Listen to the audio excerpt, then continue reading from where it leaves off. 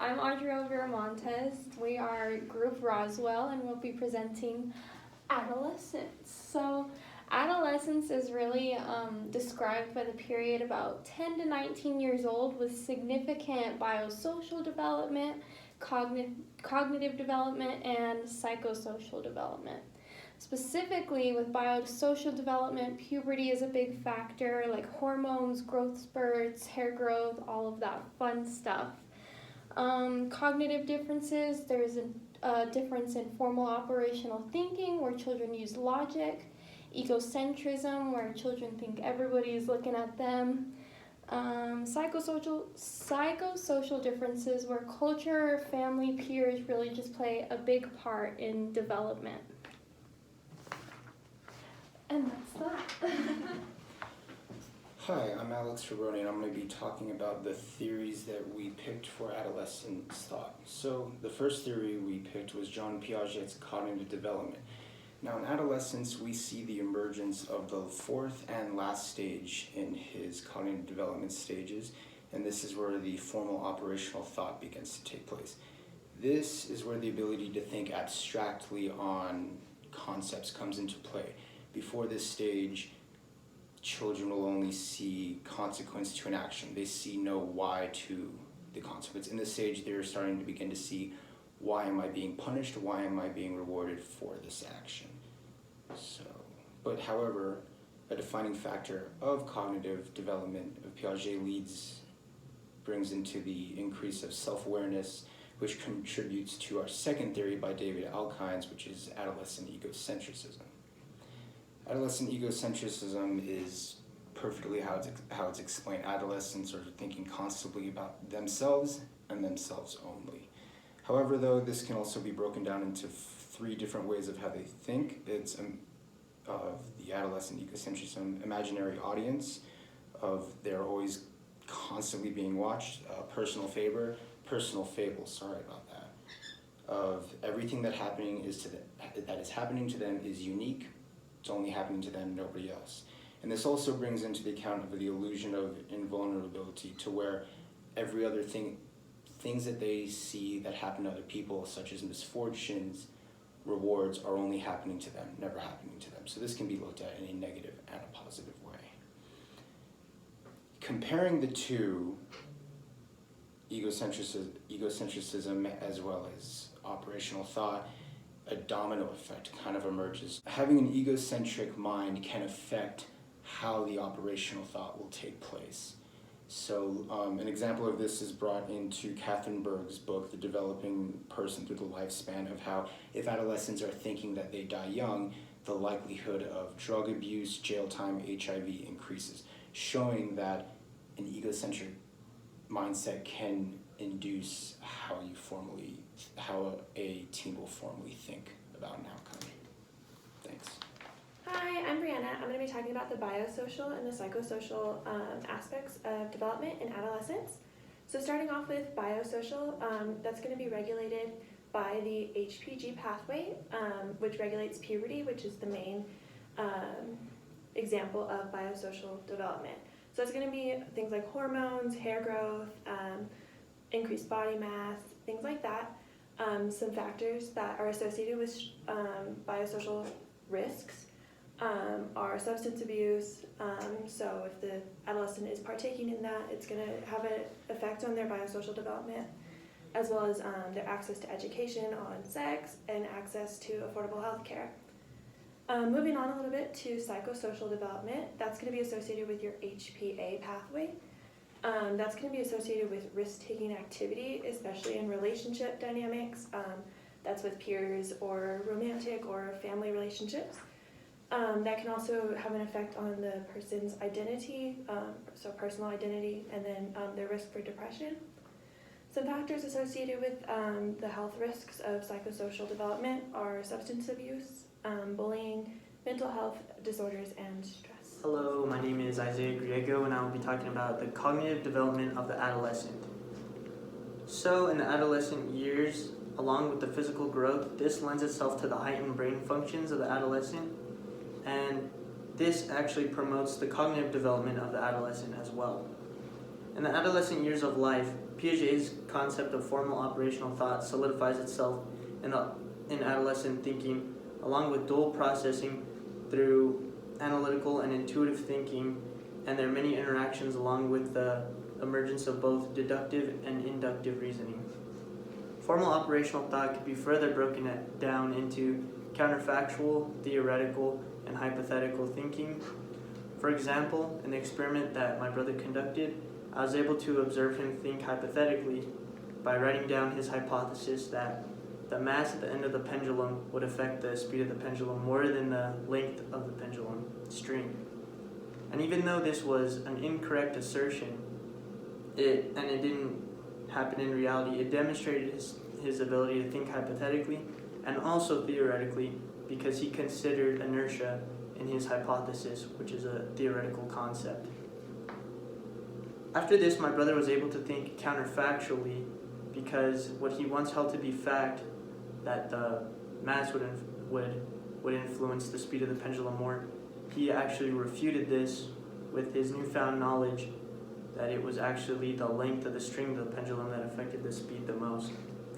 And this also was able to demonstrate his ability to think deductively, because he started out with the concept and was able to think both analytically and logically to understand that, to create his hypothesis, even though it was wrong.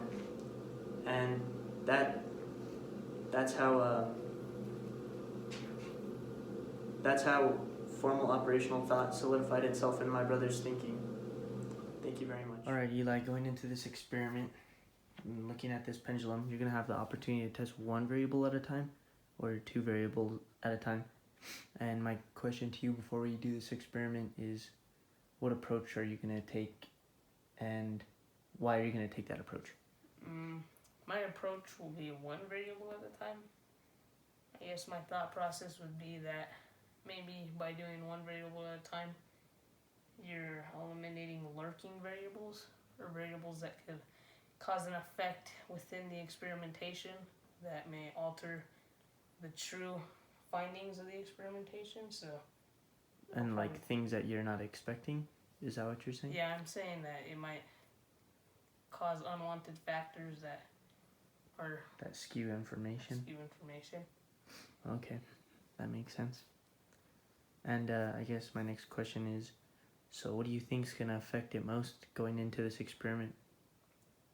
In the experimentation, I would think that the weight would affect it most, as when it's swinging, I would say that would be the speed would be affected by momentum.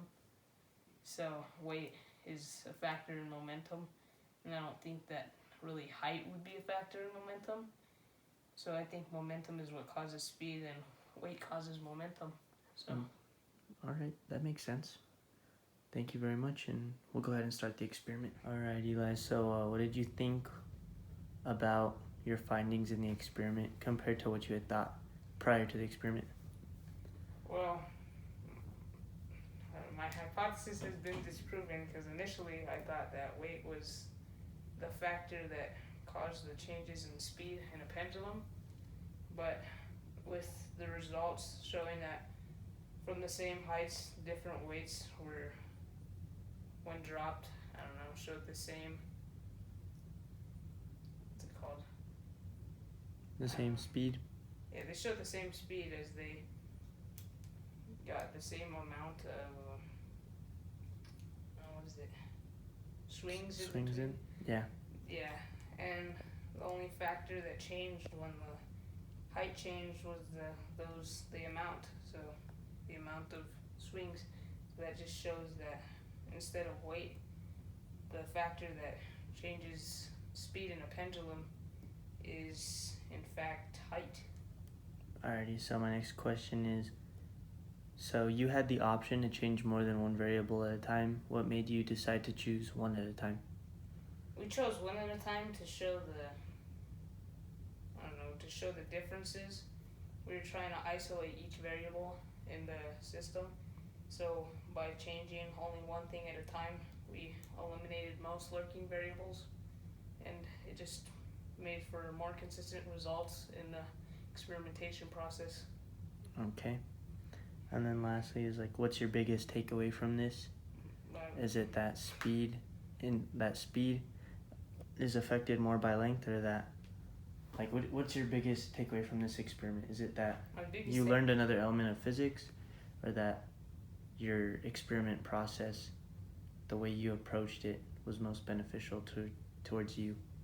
It would be the newfound knowledge that speed in a pendulum system is only affected by the height rather than the weight. But in the same way, it also helps in the experimentation process, as now that I know that it's more effective and more accurate to do a single element at a time and change only one thing at a time in an experiment.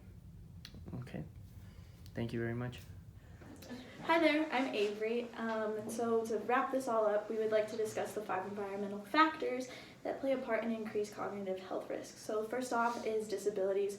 Of course, there are different disabilities that have different effects on different people. However, many disabilities will have an effect on implemented or delayed education, and also a large effect on academic and peer interactions. Secondly is trauma. This can include, but is not restricted to, traumatic life events, or even violence within or outside the home. Both of these may result in new fears that weren't present before.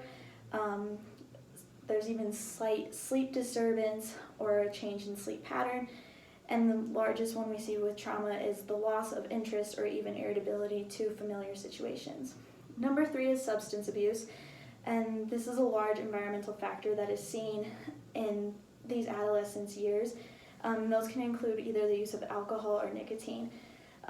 These substances can lead to the decline in neurocognitive function, decrease in memory, and also a heavy decline in cognitive tasks that occur later on in their lifespan.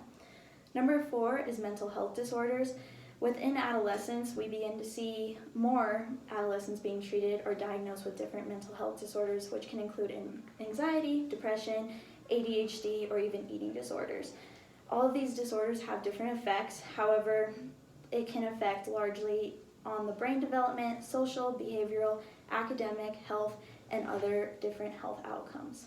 And lastly is relationships with family and friends. These can include poverty, race and ethnicity, interdependence or making decisions on your own, identity or your personal thoughts, and lastly self-esteem or having certain feelings about yourself. All of these can largely play a part in your relationships with your family and friends and affect the way you see someone or your views on yourself.